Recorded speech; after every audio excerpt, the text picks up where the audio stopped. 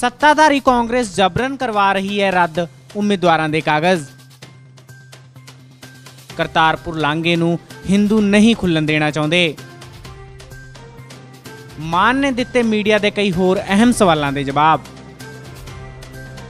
हाल ही जिला परिषद और ब्लाक समिति दीआं चोणां नूं लैके कांग्रेस वल्लों आजाद उम्मीदवारां अते दूजी पार्टी के उम्मीदवारां दे परचे रद्द करवाउण दे मामले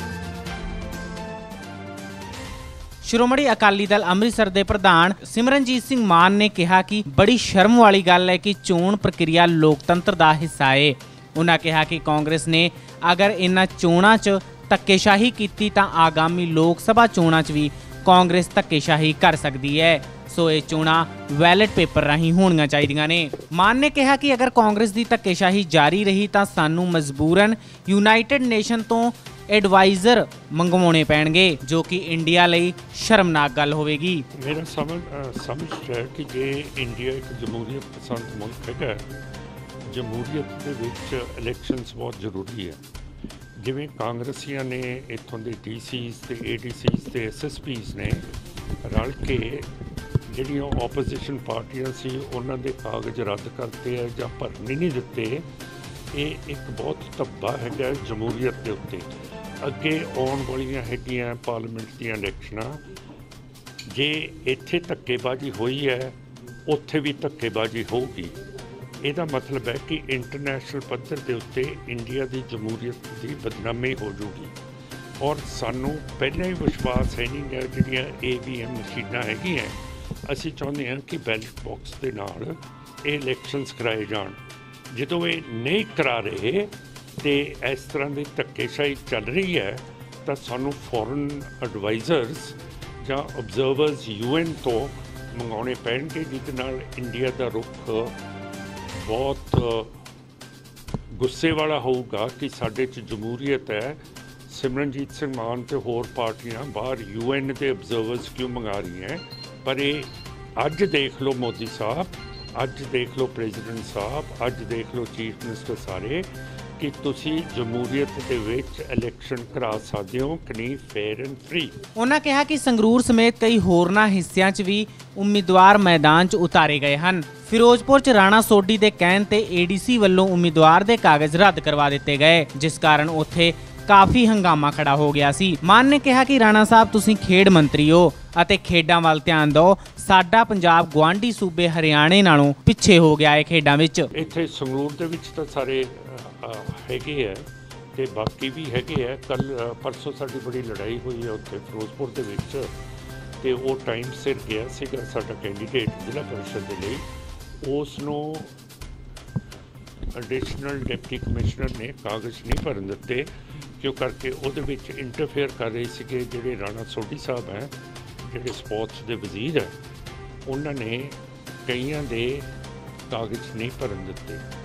असीं कहना चाहुंदे हैं सोढी साहब नूं कि बाबा जी तुसीं ये बहुत प्रमुख हैगे हो, तुसीं स्पोर्ट्स का कुछ करो। जिहड़ा पंजाब का बहुत बुरा हाल है, हरियाणा भी अगे लंघ गया, चंडीगढ़ भी अगे लंघ गया, दिल्ली ते हिमाचल भी अगे लंघ गया ते भट्ठा बैठा पिया। तुसीं स्पोर्ट्स दा करो। किसान अते मजदूर के पक्ष च बोलते हुए मान ने कहा कि वड्डे शाहूकारां दा कर्जा मुआफ किया जा रहा है अते किसान खुदकुशियां कर रहे ने। जद दी कांग्रेस सरकार इत्थे पंजाब दे विच आई है, उस तो बाद 10 साल बादल आए है, जिन्नियां भी खुदकुशियां हुईयां इत्थे पंजाब दे विच जिमींदारां दीयां, खेत मजदूरां दीयां, ये सारियां इन्हां 10-15 सालां दे विच होईयां। जद अमरिंदर सिंह दी पहली कांग्रेस सरकार आई सी, उस तो बाद 10 साल बादल साहब की हुई है, तो यदी रिस्पोंसिबिलिटी सेंटर की भी है, जिहड़ी सानू इत्थे इन्हां दे कर्जे माफ़ नहीं कर रही। पर वड्डे वड्डे सेठां दे मोदी साहब ने बहुत लखां मान ने कहा कि अकाली बीजेपी पूरा जोर लगा रही है कि जस्टिस रणजीत सिंह कमीशन की रिपोर्ट लागू ना होवे। साडे वर्कर बरगाड़ी धरने ते बैठे हुए ने, जदों तक सानू इंसाफ नहीं मिलता असीं धरना जारी रखांगे। ਇਹਦੇ ਨਾਲ ਤੁਸੀਂ ਹੁਣ ਦੇਖੋ इंडिया की सियासत ਵੱਲ देखो कि इंडिया के उत्ते BJP ਤੇ RSS एक बहुत पार्टी करार ਇੱਥੇ ਹੈਗਾ ਕਾਂਗਰਸ ਦਾ ਰਾਜ। ਬਾਦਲ ਤੇ ਜਿੰਨੇ ਵੀ ਚੋਰ ਹੈਗੇ ਜਿਨ੍ਹਾਂ ਨੇ ਕੀਤੀ ਹੈ BJP RSS ਦੇ ਨਾਲ ਲੱਗੇ ਹੋਏ, ਹੁਣ ਇਹਨਾਂ ਦਾ ਪੂਰਾ ਜ਼ੋਰ ਲੱਗ ਰਿਹਾ ਹੈ ਕਿ ਰਣਜੀਤ ਕਮਿਸ਼ਨ ਦੀ ਰਿਪੋਰਟ ਲੱਗੀ। ਅਸੀਂ 102 ਦਿਨ ਹੋ ਗਏ ਹੈ ਬਰਗਾੜੀ ਦੇ ਵਿੱਚ ਧਿਆਨ ਸਿੰਘ ਮਾਨ ਸਾਡੇ ਅਕਾਲ ਤਖਤ ਦੇ ਜਥੇਦਾਰ,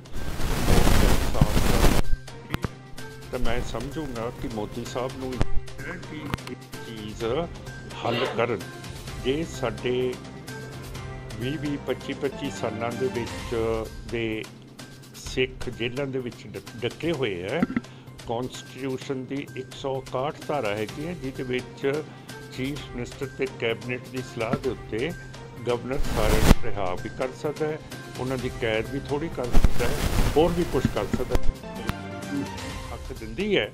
ਇਸੇ ਤਰ੍ਹਾਂ ਮੋਦੀ ਸਾਹਿਬ ਨੂੰ ਪ੍ਰੈਜ਼ੀਡੈਂਟ ਆਫ ਇੰਡੀਆ ਤੋਂ ਜੇ ਪੰਜਾਬ ਦੇ ਵਿੱਚ ਉਹ ਸਿੱਖ ਨਹੀਂ ਹੈਗੇ, ਬਾਹਰ ਦੇ ਸੂਬਿਆਂ 'ਚ ਫਿਰ ਸੁਪਰੀਮ ਕੋਰਟ ਤੋਂ ਮੋਦੀ ਸਾਹਿਬ ਨੂੰ ਕਰਾਉਣਾ ਚਾਹੀਦਾ ਹੈ ਤੇ ਇਹ ਕੰਮ ਹੁਣ ਖਤਮ ਹੋਣਾ ਚਾਹੀਦਾ। ਉਧਰ ਕਰਤਾਰਪੁਰ ਲਾਂਘੇ ਤੇ ਬੋਲਦਿਆਂ ਹੋਇਆਂ ਮਾਨ ਨੇ ਕਿਹਾ ਕਿ ਹਿੰਦੂ ਨਹੀਂ ਚਾਹੁੰਦੇ ਕਿ ਅਸੀਂ ਗੁਰਧਾਮਾਂ ਦੇ ਦਰਸ਼ਨ ਕਰ ਸਕੀਏ, ਅਸੀਂ ਹਿੰਦੂ ਰਾਜ ਵਿੱਚ ਰਹਿ ਰਹੇ ਹਾਂ। ਦੇਖੋ, ਮੈਂ ਤਾਂ ਸਿੱਧੀ ਗੱਲ ਕਰਦਾ ਕਿ ਅਸੀਂ ਹਿੰਦੂ ਰਾਜ ਦੇ ਵਿੱਚ ਰਹਿ ਰਹੇ ਹਾਂ।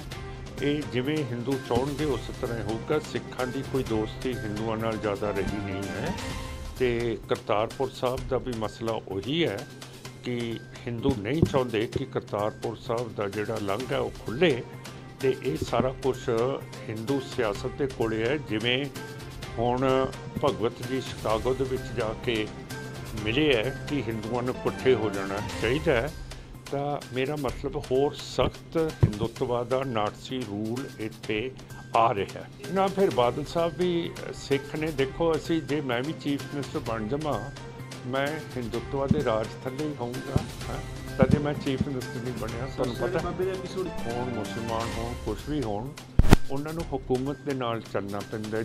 ਕਿੰਨੇ ਵੀ ਰਾਜਪੂਤ ਸੀਗੇ, ਜਰਨੈਲ ਅਕਬਰ ਦੇ, ਔਰੰਗਜ਼ੇਬ ਦੇ, ਪਰ ਮਤਲਬ ਇਹ ਨਹੀਂ ਉਹਨਾਂ ਨੇ ਔਰੰਗਜ਼ੇਬ ਨੂੰ ਹਟਾਇਆ ਹੋਵੇ ਕਿ ਹਿੰਦੂਆਂ ਦੇ ਜਨੇਊ ਲਾਉਣ ਤੋਂ ਹਟਾਇਆ ਹੋਵੇ।